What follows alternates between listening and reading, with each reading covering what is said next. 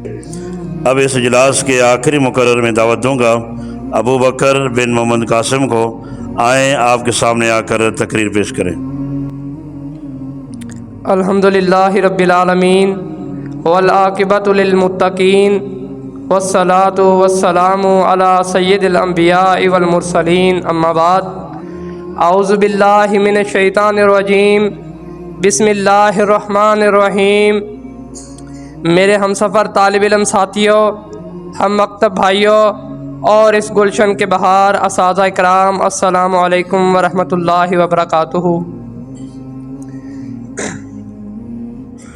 جو شخص اللہ کے فیصلوں پہ راضی رہتا ہے، اللہ کی عطا پہ راضی رہتا ہے، اللہ کا گلہ شکوہ نہیں کرتا میرے بھائیوں، لیکن جو شخص اللہ کے فیصلوں پہ راضی نہیں رہتا، اللہ کا گلہ کرتا ہے اور سمجھتا ہے اگر یوں ہوتا تو پھر صحیح تھا، ایسا شخص ساری زندگی نماز، روزے، حج، عمرے، صدقہ و خیرات کرتا رہے، لیکن آسمان سے آواز آتی ہے، او میرے بندے تو میری تقسیم پہ راضی نہیں، جا آج میں رب بھی تجھ سے راضی نہیں۔ حالانکہ اللہ تعالیٰ نے ہم کو بے شمار نعمتوں، رحمتوں، برکتوں اور سعادتوں سے نوازا ہے، ہمیں ہر حال میں اس کا شکر ادا کرنا چاہیے، اس کی عطا پہ راضی رہنا چاہیے میرے بھائیوں۔ سفیان بن عبداللہ ثقفی رضی اللہ تعالیٰ عنہم بیان کرتے ہیں کہ میں نے اللہ کے رسول سے سوال کیا، اے اللہ کے رسول، مجھے اسلام میں ایک ایسی بات بتائیں کہ آپ کے بعد کسی سے پوچھنے کی حاجت ہی نہ رہے۔ آپ نے صلی اللہ علیہ وسلم نے فرمایا، قل آمنت باللہ ثم استقم، کہہ دو میں اللہ پر ایمان لے آیا، اللہ پہ راضی ہو گیا اور اس پہ راضی رہ، کہیں تجھے ایسے حالات کی گردش مایوس نہ کر دے کہ تیری زبان پر اللہ کے لیے ناراضگی کے جذبات آ جائیں میرے بھائیوں۔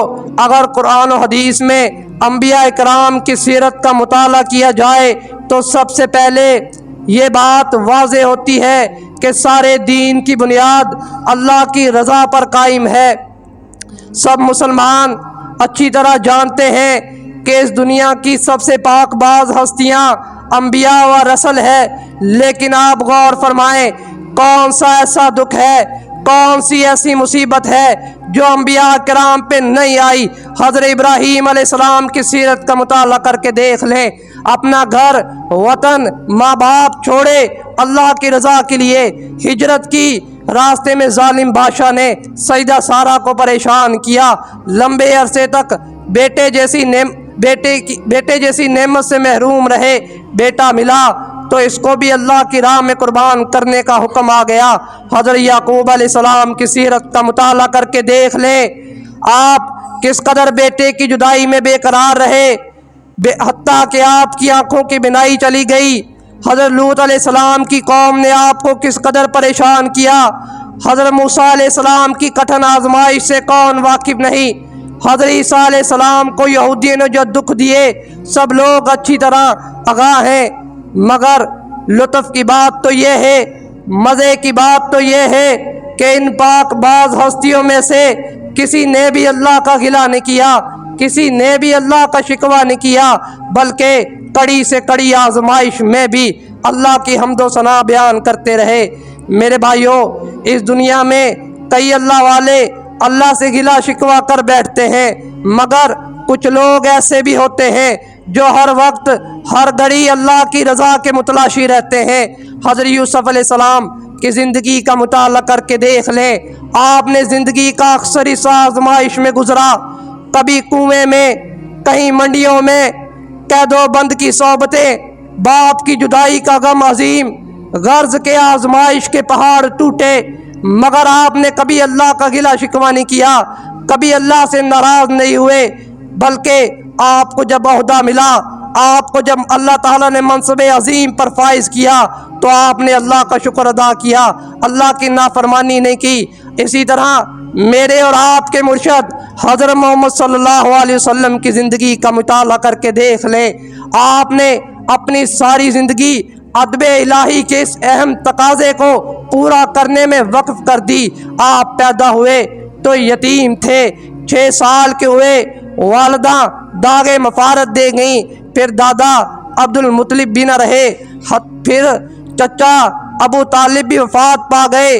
आपकी शादी एक बेवा खातून से हुई। 3 बेटे 9 उम्री में रहलत कर गए। आपने अल्लाह से गिला नहीं किया।